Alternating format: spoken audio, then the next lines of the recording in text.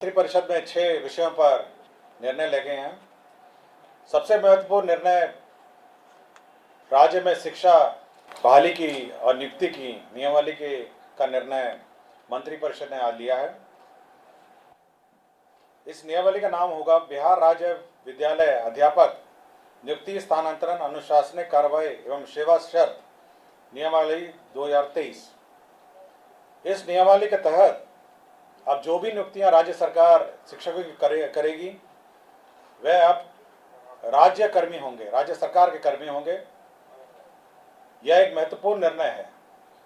इससे पूर्व आपको जानकारी होगी कि राज्य सरकार राज्य में पंचायत शिक्षक, पंचायत समिति शिक्षक और जिला परिषद के शिक्षक और नगर निकाय के स्थानीय निकायों के शिक्षक रहा करते थे। अब जो भी नई नियुक्ति होगी अब वो राज्य सरकार नियुक्त करेगी। राज्य सरकार नियुक्ति के लिए एक अलग परीक्षा आयोग के माध्यम से लेगी। तो एक आयोग जो राज्य सरकार निर्धारित करेगी, हो सकता है बीपीएससी, हो सकता है कोई भी आयोग जो है जो निर्धारित करेगी, उसके माध्यम से राज्य सरकार परीक्षा लेगी और परीक्षा के माध्यम से ही अब नियुक्तियां होंगी। इस नियुक्ति में भाग लेने के लिए जो अर्हता होगी वह मैं पढ़ देता हूं। इसकी नियुक्ति की जो अनिवार्य अर्हता है, भारत के नागरिक हों और बिहार राज्य के स्थायी निवासी होना चाहिए, ये पहली अर्हता होगी। विद्यालय अध्यापक के पद पर नियुक्ति हेतु राष्ट्रीय अध्यापक शिक्षा परिषद द्वारा समय समय पर निर्धारित शैक्षणिक एवं प्रशासनिक योग्यता धारित करते हों एवं विशेष विद्यालय अध्यापक के लिए अर्हता भारतीय पुनर्वास परिषद के अनुरूप अनिवार्य होगा। तो ये महत्वपूर्ण एक अनिवार्यता है। राज्य सरकार एवं केंद्र सरकार द्वारा समय समय पर आहूत शिक्षा पात्रता परीक्षा में उत्तीर्ण हो, परंतु वर्ष 2012 से पूर्व नियुक्त एवं कार्यरत शिक्षक जो दक्षता परीक्षा उत्तीर्ण होंगे के लिए शिक्षक पात्रता परीक्षा में उत्तीर्ण अनिवार्य नहीं होगा। विषय विशेष के लिए अलग से विशेष अर्हता का निर्धारण विभाग द्वारा समय समय पर किया जाएगा। तो ये बिल्कुल स्पष्ट होगा कि पहले तो आपकी जो परीक्षा होगी, जो क्वालिफाइंग एग्जाम है, जो राज्य सरकार और केंद्र सरकार के लिए पहले ली जाती थी, उसके क्वालिफाई करने के बाद ही आप सरकार द्वारा जो कमीशन के माध्यम से परीक्षा होगी उसमें आप बैठ पाएंगे। तो पहला एक एग्जाम जो सभी ने लिखा है, चाहे वो टीईटी हो और अन्य जो शिक्षा परीक्षाएं हैं, उसको क्वालिफाई करने के बाद आप राज्य सरकार के कमीशन द्वारा जो सरकार जो कमीशन निर्धारित करेगी उसके माध्यम से जो परीक्षा ली जाएगी तो बहाली उसके माध्यम से होगी। इसमें न्यूनतम आयु निर्धारित है 21 साल और अधिकतम आयु सरकार द्वारा निर्धारित की जाएगी। जो सरकारी नौकरी में अधिकतम आयु है वह होगी, लेकिन जो 10 साल की नियुक्ति वर्ष का जो छूट होगा, इस नियमावली के प्रवृत्त होने के पश्चात नियुक्ति के प्रथम संव्यवहार में अधिकतम आयु सीमा में 10 वर्ष की छूट दे होगी। तो इसमें नियमावली में 10 वर्ष का छूट का भी प्रावधान है जो लोग पूर्व में नियुक्त होंगे। इसमें यह खासियत यह है कि इस परीक्षा में जो अभी वर्तमान में जिसको आप कहते हैं 7वें चरण या अन्य चरण जो हैं, वो लोग भी बैठेंगे, परीक्षा लिखेंगे।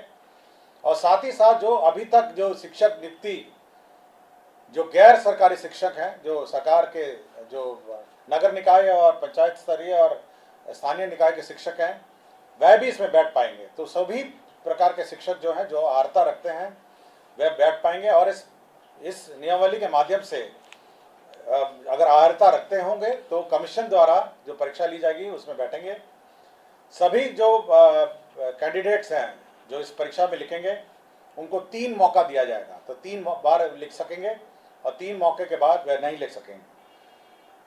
जहाँ तक रिजर्वेशन की बात है, सारा राज्य सरकार द्वारा निर्धारित आरक्षण रोस्टर का पालन किया जाएगा। और लेकिन साथ ही साथ जो आरक्षण है प्राथमिक एवं मध्य विद्यालय के मूल कोटि एवं स्थानक कोटि के विद्यालय प्रधानाध्यापक के पद पर प्रत्येक विषय में न्यूनतम 50% महिला अभ्यर्थियों की नियुक्ति की जाएगी। जो वर्तमान में शिक्षा में जो आरक्षण लागू है वह यथावत रहेगा, किंतु अन्य जो महिलाओं को छोड़ के अन्य जो राज्य सरकार का जो आरक्षण का नियम है वह लागू होगा। इसके साथ साथ अब सरकार के जो कानून हैं, सरकार के जो नियम हैं, सरकार का जो पेंशन है, सरकार का जो निर्धारित एनपीएस पेंशन है, ये सब लागू होगा। सरकार के जो आचरण है वो लागू होगा। यह नीति अब जिला संवर्ग के रूप में होगी, जिसमें जिला के अंदर स्थानांतरण का प्रावधान है और अंतर जिला का भी स्थानांतरण का विशेष परिस्थिति में प्रावधान है।